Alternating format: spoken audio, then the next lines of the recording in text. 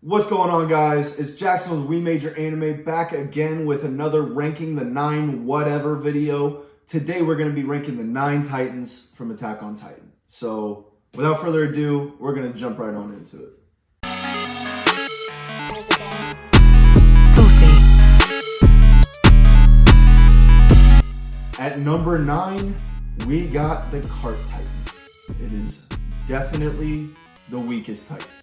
It's not really that close either. The Cart Titan is mainly used to transport things like armor or food, necessities, weapons. It carries a giant gun on it sometimes. It moves around on all fours and it's known for having great endurance, being able to stay into the Titan form for months. Peak, the Titan shifter for the Cart Titan, even said that she has trouble walking normally for a little bit, like on 2 feet I mean, because she'll stay in the Cart Titan's form for so long. It's actually absurd. Most people who shift into Titans can't maintain it for very long. Basically, the more powerful the Titan, or the shorter amount of time, you're gonna be able to stay in that Titan form. Peak might as well just be like a regular Titan, kind of, but not really, because she's got special shit that she can do. Doesn't have a whole lot of abilities. It's pretty quick, it can move pretty fast, but it has like almost no defense. They have to put armor on the Cart Titan for it to have any type of defense.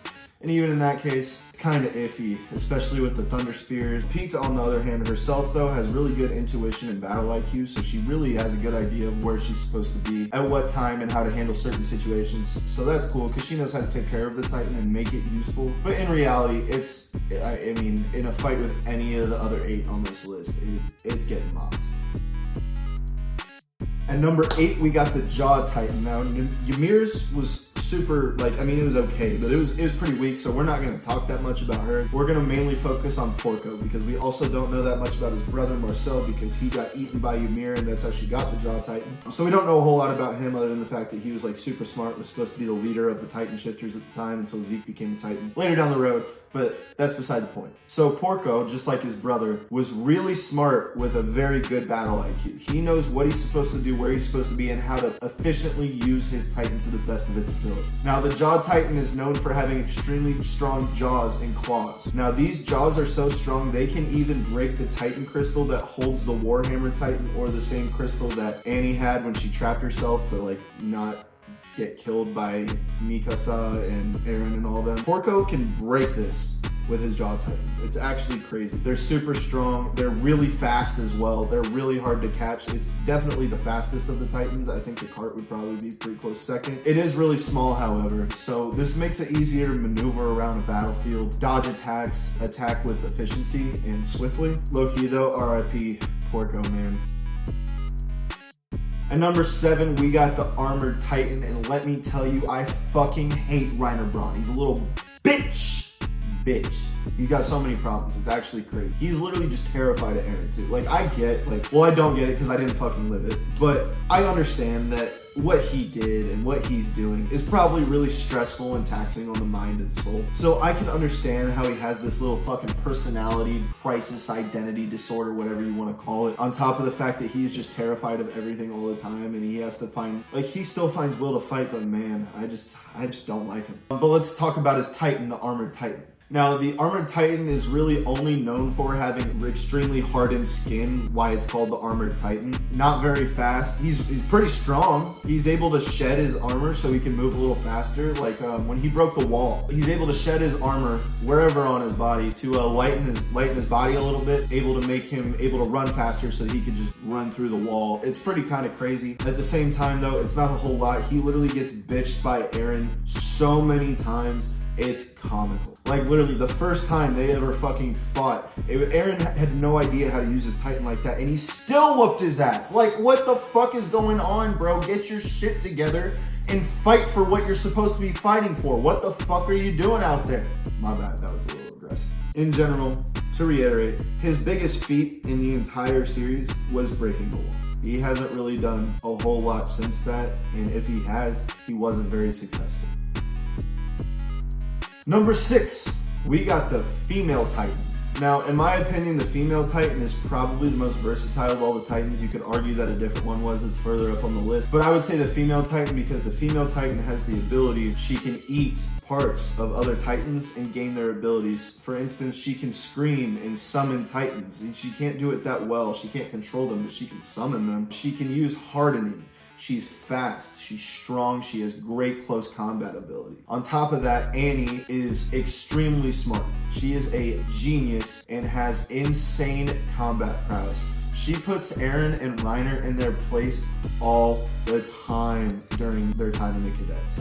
Like, you really can't mess with her. She was in the military police until they found out she was a Titan hiding. She's really powerful. She has all sorts of different types of abilities. She's got the hardening from Reiner, and she's got the scream from Zeke. She even has the ability of the Warhammer Titan where she can crystallize her human body to avoid getting caught or killed or anything like that because it's impenetrable to everything except for the Jaw Titan's jaw.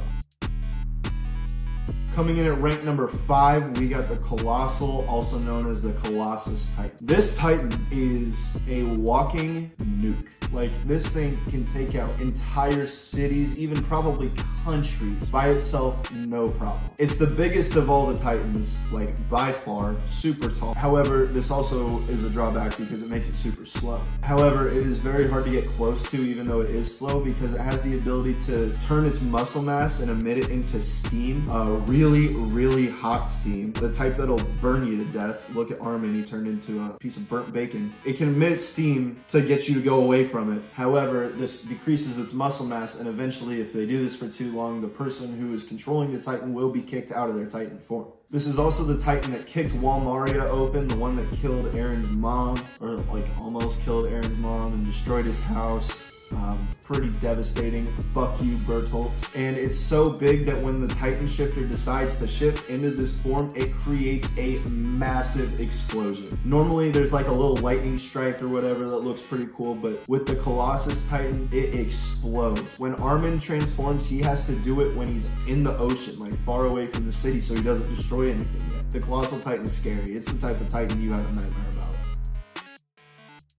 While we're talking about nightmares, we're going to talk about the number 4 rank Warhammer Titan. How about that transition, huh? So the Warhammer Titan's main ability is hardening, like the same hardening that Eren can do and Annie can do, and I'm pretty sure Zeke can do, but to a way stronger extent. It creates weapons out of this hardening, like it's called the Warhammer Titan. It creates a giant hammer, and that hammer doesn't break. Another ability that it has is it can use hardening from like underground, so it can just like summon a bunch of spikes out of the ground within a certain pretty large radius and just mess up everything around it. It's actually absurd. It's also the only Titan where the human doesn't have to be inside the nape of the neck or anywhere else in the body. It actually has like a little wire cable connecting it to a crystal that the person conceals themselves hidden away or underground or something like that, making it much harder to take this Titan out, like much harder. I mean, at the same time, you can kind of just look at the trail of where the thing's going to and be like, oh, the person's probably in there, I should go break it. And that's exactly what Eren did, and pulled it out and then used the Jaw Titan's face to break her out and then drink the blood. Also get the Warhammer Titan on top of the Attack Titan and the Founding Titan. Yeah, Eren's pretty overpowered. At number 3, we're gonna get the Beast Titan, and I'm talking specifically Zeke's Beast Titan because it's the only one that matters. The form changes depending on the user. There have been goats and other animals in the past, but Zeke's is a giant monkey. This giant monkey specializes in picking up giant boulders, crushing them, and just throwing them at you. Like straight up wind up baseball pitch. It's literally a whole little shtick that Zeke has. He loves baseball. I don't know. He was able to take out hundreds, if not thousands, of scouts at the same time with like 2 or 3 tosses. It was absurd. I mean, literally the only 2 people who survived it were Float and Erwin, and Erwin was pretty much dead. I wouldn't want to run into a hail of boulders either. He also has hardening abilities, although we haven't seen much of them. He did try to harden his nape when Levi was coming at it, but he wasn't quick enough because Levi's a fucking dog and you can't mess with him. Somehow Zeke got him on some trickery, but like that really shouldn't have, I don't know what Levi was doing, that shouldn't have happened. He does does have hardening abilities. Zeke himself has extremely high battle IQ and intuition. They even call him the chief of the Titans, or the war chief, because that's what he is. He is in charge and the leader of all the Titan shifters. He has the ability to summon Titans and control them with his scream, and he can also inject his spinal fluid and just scream and turn them into Titans. It's actually a ridiculously broken ability because he can just forcibly make an army. He literally turned half of the military in Parody into Titans because they all drink some wine with a little spinal fluid in it. And on top of all this, he has royal blood, making him more in tune with the Titans' powers. And if he had the founding Titan, he would be able to do whatever he wanted, like literally whatever he wanted. He would be a god. He's not, because he's not the founding Titan, but he is able to access the coordinate, which nobody besides Eren is supposed to be able to do. Matter of fact, he can even control Ymir like the founder Ymir. He can tell her what to do. Coming in at number 2, we got the Attack Titan. And I know what you're thinking, Jackson, why the fuck are you putting the Attack Titan above the Beast Titan and the Warhammer Titan?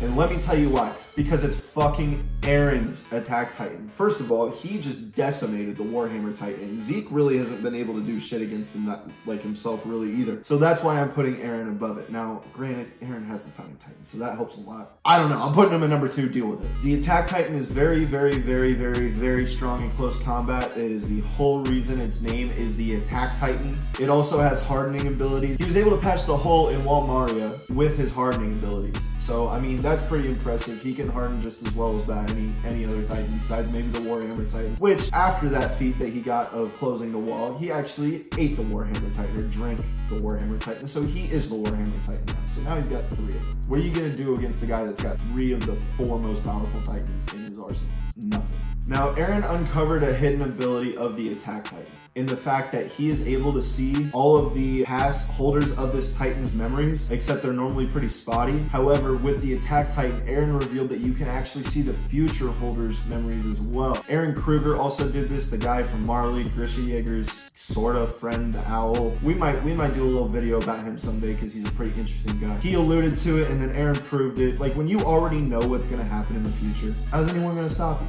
They can't. Like, you know the future. Like, you know what's gonna happen, and you know how everything is going to go about. You're not stopping it. And because he can see in the future, he controls the future. I don't know if anybody's noticed yet, but Eren is like evil as fuck. Like, he's so evil. He like literally goes from protagonist to antagonist so quick. It's crazy. Devastation is coming. And number 1, everybody knew it was coming. The founding Titan is easily, obviously, the strongest of all the Titans. It is literally the first Titan that was ever on Earth. The founder Ymir was the first one to hold it. It got passed down, and now Eren has it somehow. Long lineage of shit. Goes through the Rice family, and then to Grisha, and then to Eren. We don't know much between Ymir and the Rice family about the founding Titan. However, you get the point. It's been around longer than any other Titan. Literally every single Titan is also derived from the founding Titan, meaning like there's no way in hell that they can even come close to as strong as the founding Titan is, meaning that the founding Titan probably more than likely has all the abilities of all the other Titans combined. Just like Zeke, it can use Scream to control Titans and turn humans into Titans. They just have to be subjects of Ymir. Just like any other situation, you can't turn someone who's not a subject of Ymir into a founding Titan. It just doesn't work that way. It's a blood thing. However, the founding Titan takes this ability a step further because it can do this on a way higher scale than the Beast Titan can or the female Titan can. Like, it'd be like female Titan and then Beast Titan and then like founding Titan. You know what I'm saying? It can also control the memories of every subject of Ymir on Earth. It can even telepathically communicate with every subject of Ymir.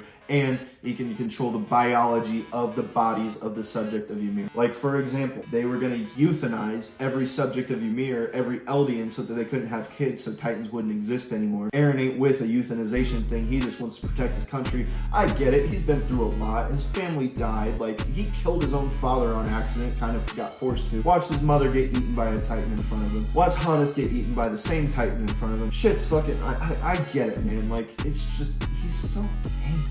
So angry.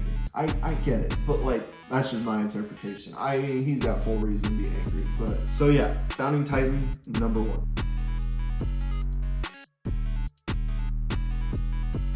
Alright y'all, if you made it to the end of the video, I appreciate you a lot, and if you made it, you clearly liked the video, so please go ahead and throw a like on the video, subscribe to the page, turn on notifications so you can see the next video, and if you like our content, go check us out at We Major Productions, We Major Presents Rise, and shout out to my editor, Duffelbag Tone on TikTok.